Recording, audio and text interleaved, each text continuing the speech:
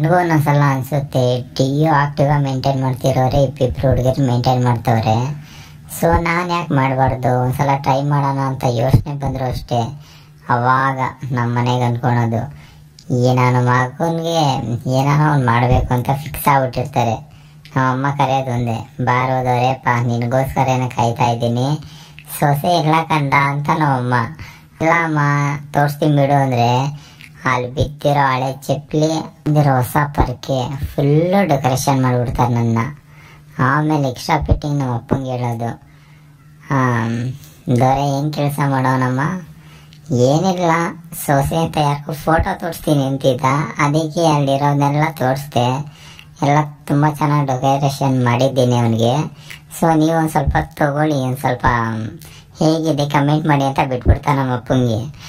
ನಮ್ಮಪ್ಪ ಬಾ ಕೂತ್ಕೋ, ಆ ಗಾಡಿ ಮುಟ್ಟೋದಲ್ಲ, ಆ ಗಾಡಿ ಕೀನು ನೀನು ಇನ್ನೊಂದ್ಸಲ ಎತ್ಕೊಂಡ್ಬಾರ್ದು, ಎತ್ಕೊಂಡೆ ಅನ್ಕೋ ಯಾವ ಹುಡುಗಿಗೆ ಲೈನ್ ಆಗ್ತಿದ್ಯೋ, ಯಾವ ಹುಡುಗಿಗೆ ಮೆಸೇಜ್ ಮಾಡ್ತಿದ್ಯೋ, ಯಾವ ಜೊತೆ ಓಡಾಡ್ತಿದ್ಯೋ ನಂಗೆ ಬೇಕಾಗಿಲ್ಲ, ಅವ್ರ ಮನೆಗೆ ಎತ್ಕೊಂಡ್ಬಿಡು ಹೋಗು, ನಾನೇ ನಿನ್ನ ಬಿಡ್ತಾ ಇದ್ದೀನಿ, ಹೋಗು ಮಗನೇ, ನೀನು ನನ್ನ ಮಗನೇ ಹೋಗು. ಇನ್ನೊಂದು ಸಲ ಈ ಕಡೆ ಕಾಲು ಇಟ್ಟಿತ್ತಲ್ಲ ನಮ್ಮ ಬೇರೆ ಸರೌಂಡಿಂಗಲ್ಲೇ ನಿಂಗೆ ಕಾಣಬಾರ್ದು. ಅದು ಯಾವಳು ನೋಡ್ಕೊಂಡಿದ್ಯೋ, ಅದು ಯಾವಳಿಂದ ಬಿದ್ದಿದೆಯೋ ಅವಳ ಜೊತೆನೇ ಇರಬೇಕು. ಈ ಬಯೋಕ್ಕೆ ಒಂದೊಂದ್ಸಲ ಹುಡುಗಿರು ID ಫಾಲೋನು ಮಾಡಲ್ಲ ನಾನು, ಏನೋ ನೋಡ್ಬೇಕಾ ದೂರದಿಂದ ನೋಡ್ಕೊತೀನಿ, ಲೈವಲ್ಲಿ ನೋಡ್ಬೇಕಾ ನೋಡ್ಕೊತೀನಿ. ಅದಕ್ಕೆ ಹುಡುಗಿರು ಸಹವಾಸ ಮಾಡೋದಲ್ಲ, ಇನ್ಸ್ಟಾದಲ್ಲೂ ನಾನು ಫಾಲೋ ಮಾಡಲ್ಲ. ಸೊ ಇದು ರೀಸನ್.